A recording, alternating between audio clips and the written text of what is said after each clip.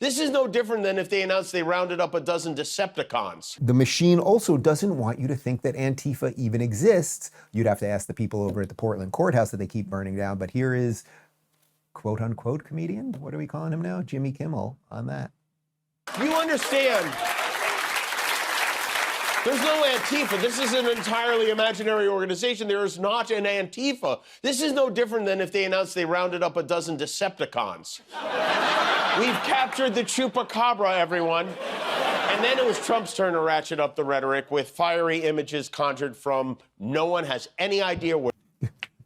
Look, I'll tell you a little something about Decepticons. Finally, something that I'm qualified to talk about. And his head fell off while we were doing this. I've got Soundwave right here. This is my original Soundwave 1984. I remember getting him at Toys R Us. It was impossible to get Transformers then. They were so freaking hot. You could get GoBots, but nobody wanted the GoBot. And I remember it was about May. My birthday was in June, and I went with my mom and my brother, and I begged and begged, please let me just take it. You don't have to give it to me now. And they held it. They hid it in their closet, and I was able, on June 26, 1984, to get Soundwave, and this is still my original. His head has fallen off. He can't stand anymore. I mean, this is banged up Soundwave. He's got Ravage in there, who, of course, cassette that transforms into a panther. And yes, you may say it's ironic that a futuristic transforming robot transforms into a cassette player rendered obsolete by 1987, but still it was pretty cool at the time.